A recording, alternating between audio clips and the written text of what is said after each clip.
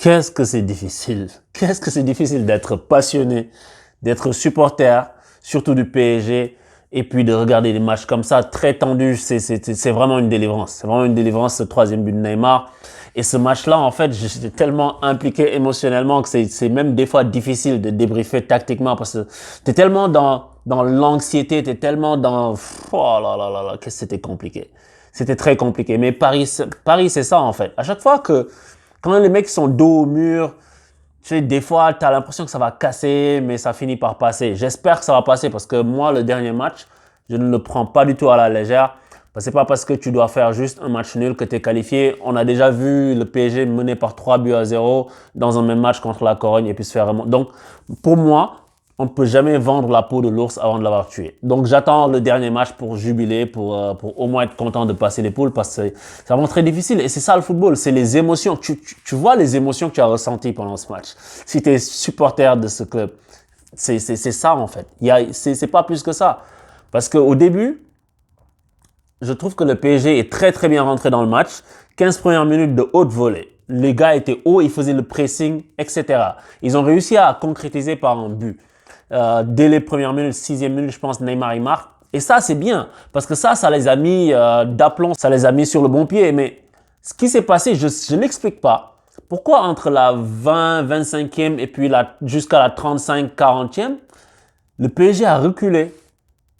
Le PSG a reculé. C'est comme si inconsciemment, les gars ont peur en fait. Oui, Marquinhos dit que le coach nous a donné de la confiance et tout, mais tu as l'impression que les mecs ont peur.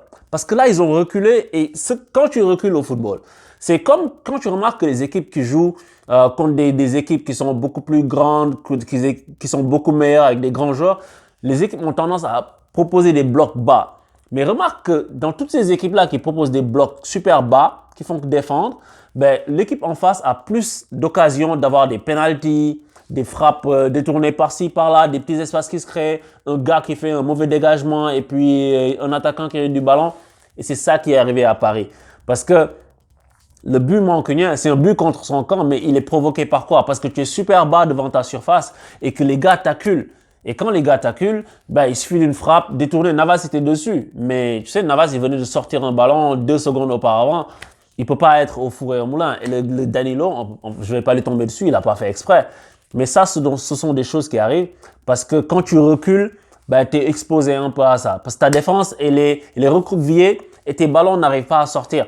Parce que quand tu récupères le ballon alors que tu es sous la pression d'un attaquant et que tu es dans ta surface et que tes milieux de terrain aussi sont dans les 18 mètres, ben, tu n'iras pas loin. Parce que ta seule option, c'est de jouer en profondeur sur quelqu'un, en l'occurrence Mbappé, qui était le dernier à revenir. Mais il est beaucoup revenu dans ce match-là, donc tu n'avais pas beaucoup cette solution-là, ou jouer Moïse Kean, mais qui est un peu brouillon dans ses contrôles. Et soit tu gardes le ballon et tu te fais asséner de coups et puis de pressing adverse. Mais donc c'est pour ça que Paris a souffert pendant toute cette deuxième partie de la première mi-temps-là. Et là, tu te dis, peut-être que ça ne va pas passer. Parce que ça, c'est compliqué. Tu ne peux pas subir aussitôt dans le match. Et ensuite, tu as Cavani qui a décidé qu'il allait en planter une. Et qu'est-ce que c'était difficile. Qu'est-ce que c'était difficile. Mais c'est pour ça qu'on aime ce sport. On veut pas vivre ça tout le temps. Des ascenseurs émotionnels pendant le match. J'ai crié, j'ai dit, mais Neymar, je l'ai un peu insulté d'ailleurs. Mais au final, on sort vainqueur. Parce qu'en deuxième mi-temps, j'ai remarqué qu'en deuxième mi-temps, je pense que le coach a dû leur dire, OK, là les gars, vous êtes en train de reculer et vous êtes en train de trop reculer. Donc il va falloir que vous puissiez jouer plus haut. Donc le PSG est revenu en deuxième mi-temps avec une meilleure attitude. Mais ça n'a pas duré tant que ça parce que les autres se sont créés beaucoup d'occasions. Et Cavani aurait pu marquer.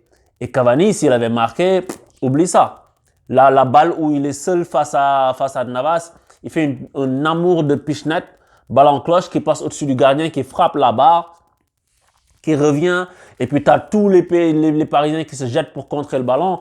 J'ai eu très très chaud. Et aussi Martial a raté une occasion en or, inratable. Il est seul face au gardien, le mec est en train de se coucher. S'il avait été calme, comme Neymar sur le troisième but, il aurait mis un petit plat du pied côté opposé, c'est fini.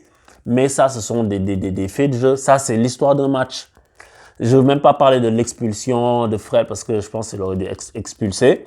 Parce que moi, je pense que c'est des petites fautes. Moi, philosophiquement, je ne mets pas rouge là-dessus. Mais vu la règle, il mérite rouge. Parce que c'est ça la règle. À chaque fois que tu vois un truc comme ça, c'est en rouge.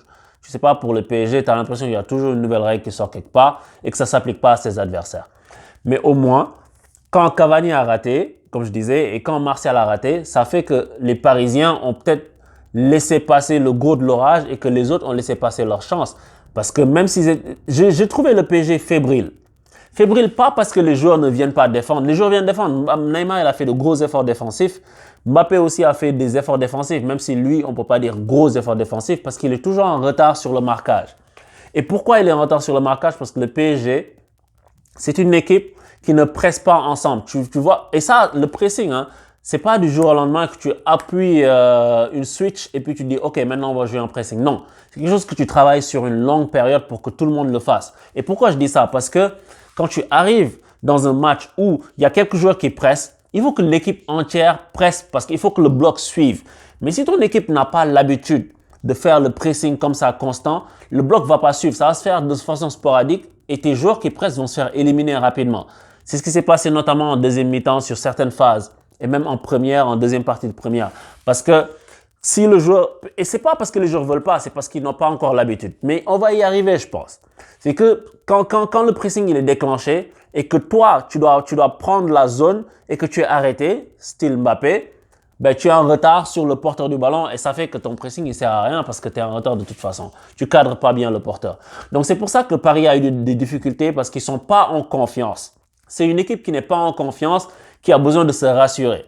Et je pense qu'avec ce match-là, ils vont se rassurer. Et surtout quand ils vont passer les poules. Je pense qu'on va passer les poules et j'espère qu'on va passer les poules. Encore une fois, je vais jamais tirer de plan sur la comète. Moi, tant que c'est pas définitif, officiel, je dis rien. Mais je veux dire, je pense qu'en janvier, février, on aura un autre PSG. Parce que cette équipe a besoin de repos, a besoin d'être physiquement mieux au point, style Neymar, qui n'est pas au point du tout physiquement.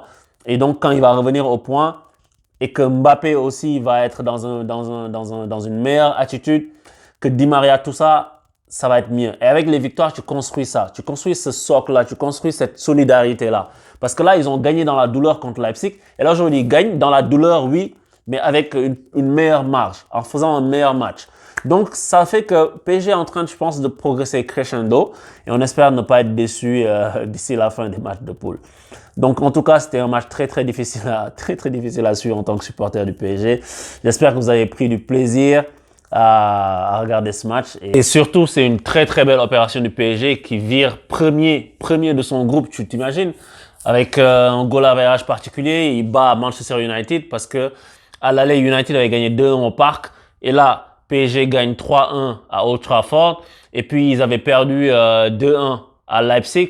Et là, ils avaient gagné 1-0 au parc. Donc, finalement, ils sont au-dessus de ces deux équipes-là avec le même nombre de points parce qu'en Ligue des Champions, c'est le goal average particulier qui compte en ce moment. Donc, franchement, très belle opération parce que il faut voir aussi l'autre match, Leipzig contre Istanbul. C'était un très gros match avec beaucoup de buts. Ça a fini 4-3. Donc, ça veut dire que les deux équipes sont offensives, veulent marquer. Et ça veut dire que donc, les Turcs, même s'ils sont éliminés de tout, peut-être qu'ils vont venir jouer détendus. Et ça peut toujours être dangereux. Peut-être qu'ils vont venir jouer et ils vont vouloir se faire plaisir. Ils vont jouer libérés. Pour déjà sauver leur honneur, des choses comme ça. Donc, il faut toujours se méfier de ces matchs-là, comme j'ai déjà dit tout à l'heure. Faut pas croire que oui, tu es déjà qualifié. Faut y aller jusqu'au bout. Et puis, faut voir que la qualif, si tu finis premier au final, ça te permet de voir venir. Ça te permet au tirage au sort d'avoir un adversaire qui est censé être plus abordable que si tu finis deuxième. Parce que tu te tapes tous les gros premiers là et et ça peut impacter ton parcours en Ligue des Champions. Donc Paris s'impose et puis on a beaucoup souffert comme je vous dis encore et on va voir ce que ça va donner pour la suite. Mais donc voilà.